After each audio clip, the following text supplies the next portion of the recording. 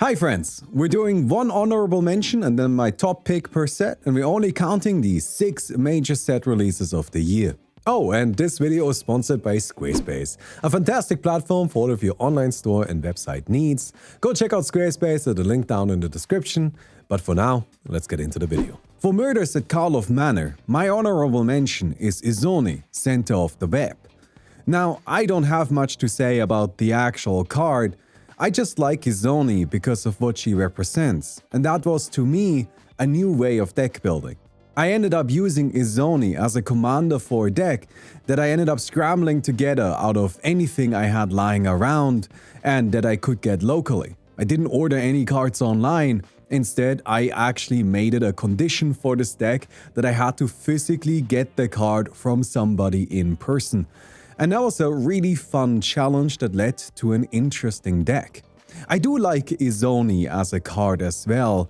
She makes for a cool commander that's similar to Uro, where she both likes the graveyard for graveyard synergies, but also just for eating it up. We consume the graveyard as we go through the game.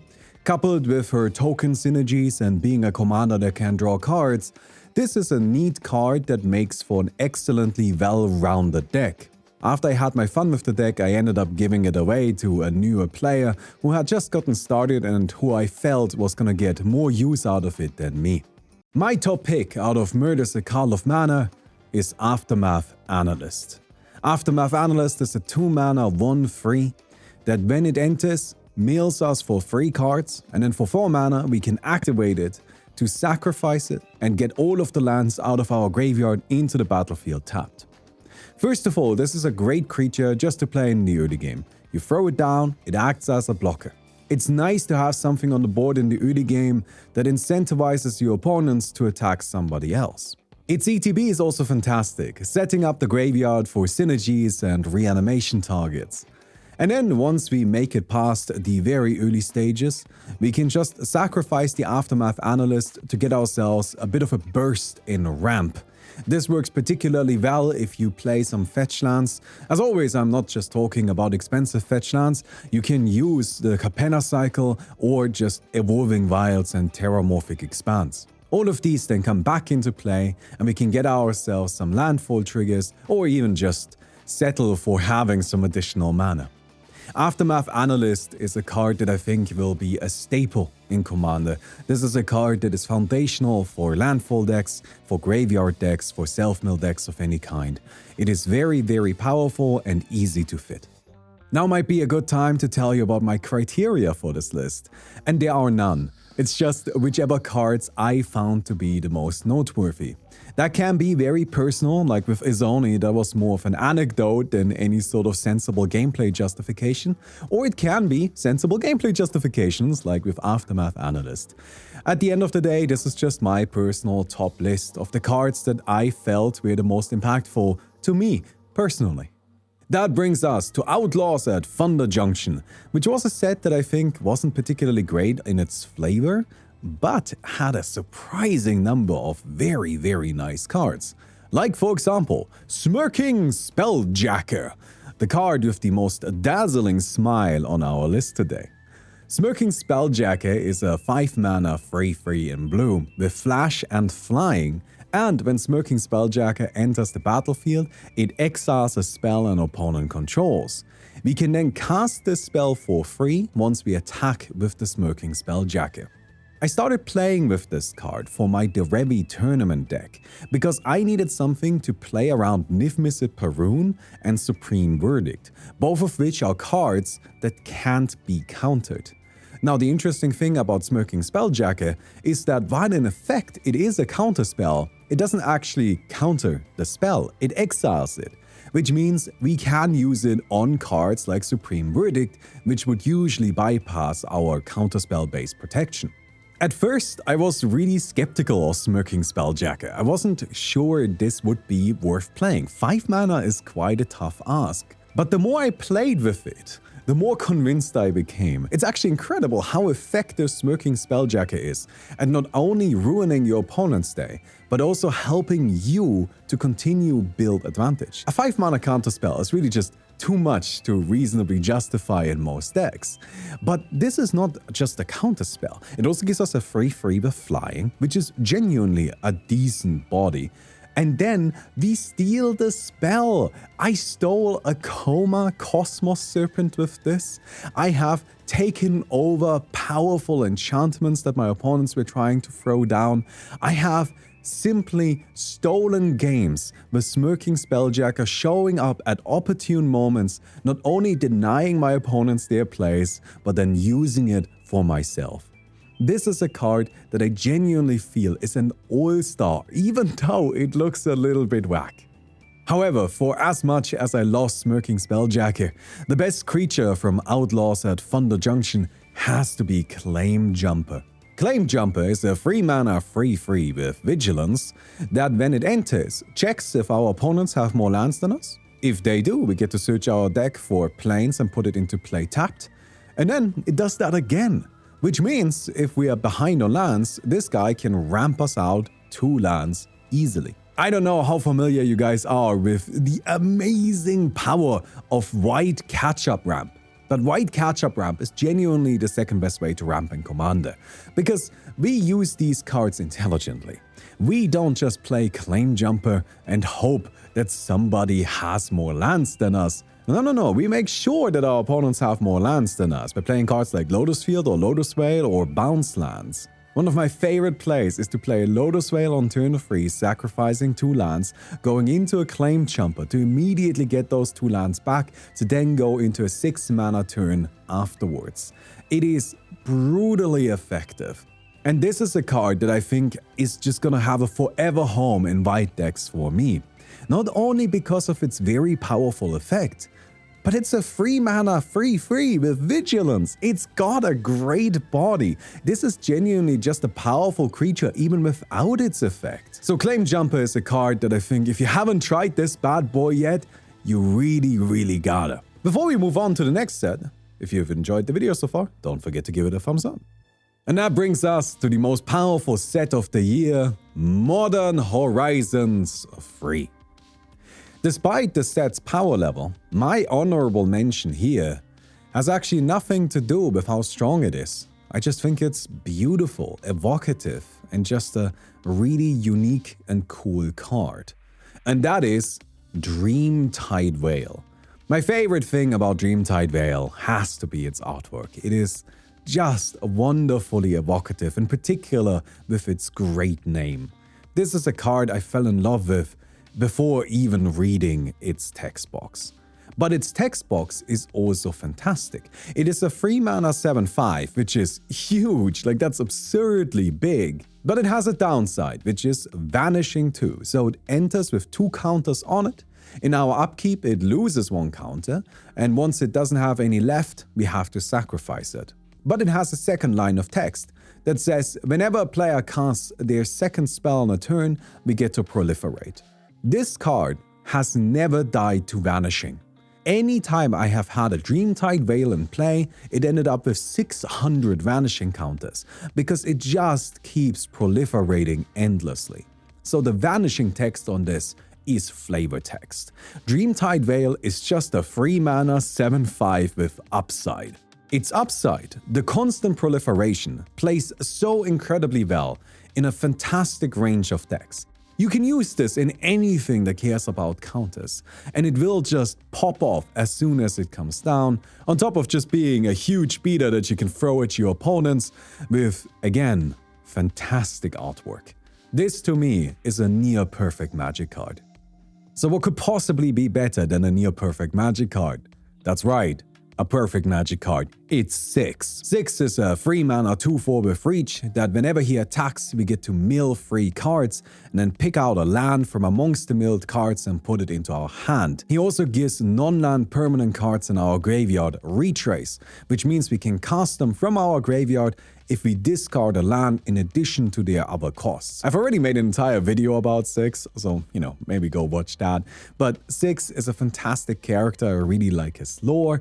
I also think the card art for this card is fantastic, in particular the special artwork version. And It's an incredibly powerful card that is frankly going ignored, and I don't know why. I don't know why people aren't talking more about 6. If you add 6 into any sort of graveyard or self-mill deck, he immediately becomes the strongest card in it, and I'm not exaggerating. This is a card that is so powerful, so effective, that you really need to play with it to truly appreciate it.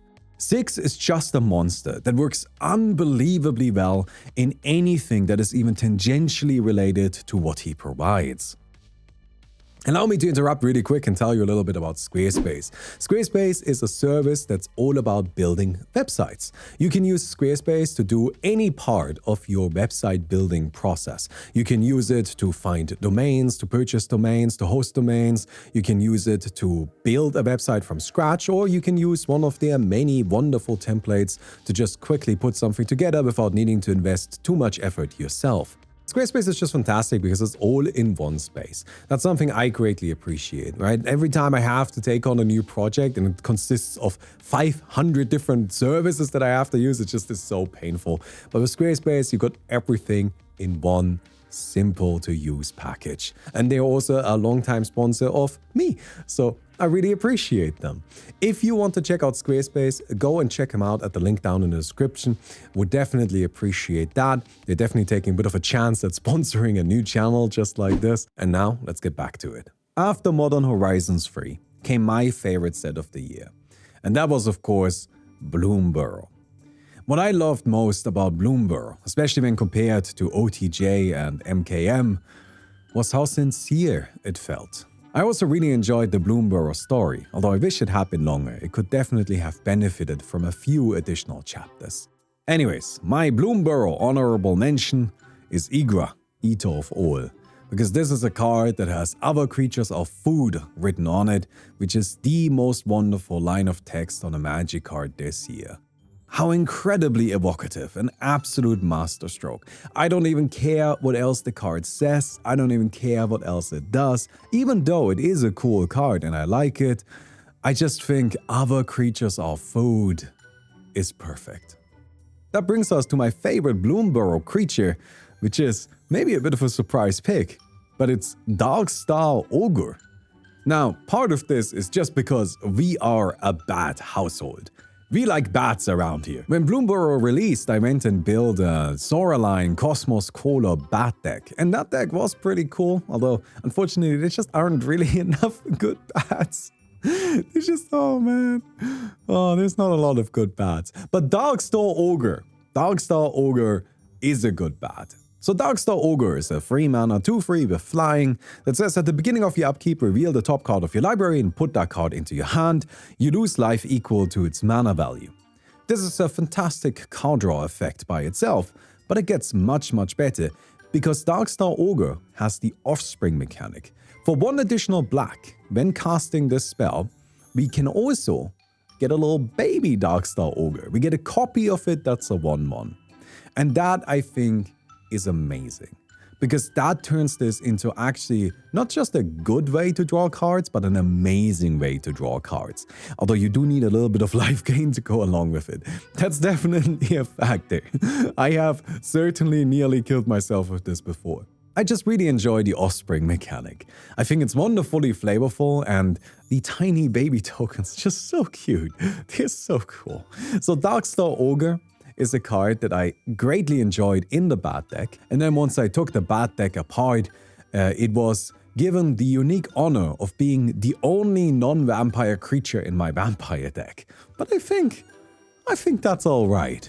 I think it fits anyways. Alright, it's getting spooky now. We're going to Duskmourn. I gotta be honest, I'm not a big horror guy, so Duskmourn didn't really work that well for me. Although, I think Duskmourn was actually really good.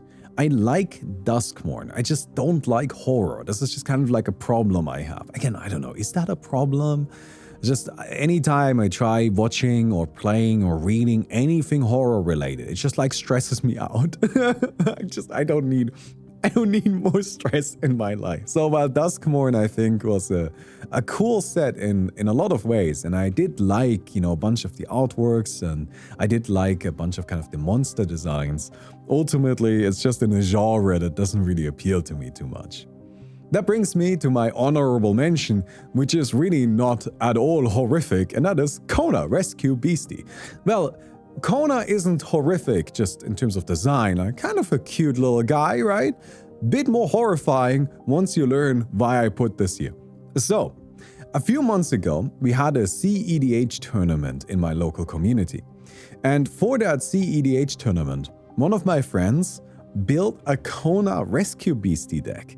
It was all centered around getting Kona out on turn 2, tapping her, and then just slamming a Void Winnower or something similarly nasty into play.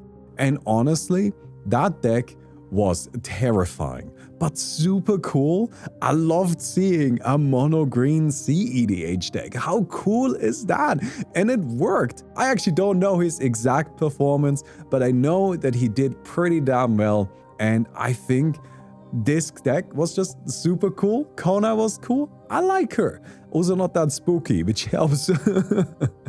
Although, admittedly, my top pick for Duskmourn is spooky, and that is the Mind Skinner.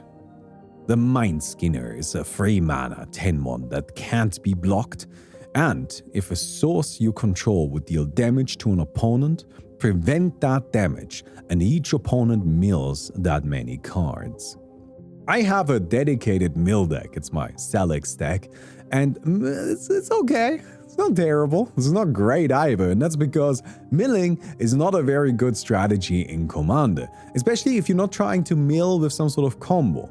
I am trying to fairly, honestly mill people out one card at a time. The problem is just that it takes a long time. It takes a really long time to mill people out of a 100-card deck, and then they get mad while you do it. The Mind Skinner has won me 2 games! 2 games with my mill deck, because it turns out this guy comes down, you have a bunch of dudes in play, run them at the guy that doesn't have any blockers, and you mill people out for 20 cards at a time. Oh, it is fantastic. A 10-1 smack people, mills a total of 30 cards. How incredible. The Mind Skinner has been a fantastic addition to my mill deck, and that alone makes this my #1 pick for Duskmourn. But I do also have to say, I just really like this artwork. I think is so cool. I really, really like it, especially in foil. These look fantastic when foiled. And so just for that alone, I think the Mind Skinner gets a couple of extra points. Finally then, we arrive at the last set of the year, and that is of course Foundations. Foundations has so many good cards that we could be talking about, and instead we will be talking about Scrolling Crawler. I like this guy. Look at him, look at how cute he is. Don't worry about the oil. Don't worry what he's riding. Don't worry about it. I'm sure that that's not in any way a problem. Anyway, setting that aside, this is a free mana 3/2 that says whenever opponents draw a card, they lose 1 life. And at the beginning of our upkeep, each player draws a card. So, this fella punishes our opponents for drawing just a tiny little bit, doesn't do a huge amount of damage, but genuinely, I think it actually adds up. I've seen Scrolling Crawlers deal like 20 total damage across the game, so that's pretty neat. But also is a little bit of a card draw engine, and because it benefits our opponents as well, this guy is unlikely to immediately get murdered. Now, Scrolling Crawler isn't a card for every deck. Instead, this is a card for decks that are maybe a bit lacking in card draw in other departments. This is a card that I think is super easy to fit into any list that just like needs that last little bit of push of card draw. It's just a bit of a building block. It's a little bit of glue. It just kind of tapes the deck back together, if that makes sense. So this is a card I've been using a lot in monocolor decks that just need that small little push, and I think it's been performing excellently. But the best card from Foundations, the most powerful creature, the most impressive being, is of course Helpful Hunter. Look at this guy. Look at how cute he is. So cute, very cute, extremely adorable, unfathomably perfect. Did you know that the foil version of this card specifically highlights the eyes with this rainbow glow? Oh, this is the best card. It's a 2-mana 1/1 that draws the card when it ETBs. This is the perfect white card. I will play this in all of my decks until I die. Not in replacement of Spirited Companion. Of course, we will play both. Very important. We do need both those cuties. It is also actually genuinely a very good card. I love tiny little guys like this in the early game. Again, just keeps attackers away. Just makes it so that your opponents are more likely to attack somebody else. And oftentimes, I feel like cards like this have a line of hidden text that says, gain 10 life. I'm not joking there. Like, these cards are genuinely fantastic in the early game, and then later on, you know, you're just gonna play them and draw a card and they replace themselves, and like, that's okay. Doesn't need to do more than that. So I really, really love Helpful Hunter. Easily my favorite card from the set. Easily my favorite creature. Just fantastic. Just absolutely beautiful. And that brings us to the best card of the year. And it is, of course, Helpful Hunter. Okay, well, maybe this is the best cat of the year. But the actual best card of the year gotta be Six. Six is such an incredibly powerful creature with a very unique gameplay feeling to him, while also being a fantastic character for Magic's lore with a beautiful artwork version of it. This is my favorite creature from the year, and it is close. There were actually a lot of really, really cool creatures, but at the end of the day, it never could be anybody other than Six. Y'all really gotta give this guy a try. I don't know why people aren't talking more about Six. Anyways, I hope you guys enjoyed our silly little list. If you did, don't forget to give the video a thumbs up. We would definitely appreciate that. Let us know what other silly lists we could make, because this is fun content. I like it. It's stupid, but that's okay. Not everything has to be, you know, super complicated. You know, we don't need to always make huge, long videos about complicated game design philosophy. Let's just make silly lists about cool cards that we like in the game that we all enjoy. I feel like that's also a fine way of going about it, right? So anyways, I'll see you guys soon, and goodbye.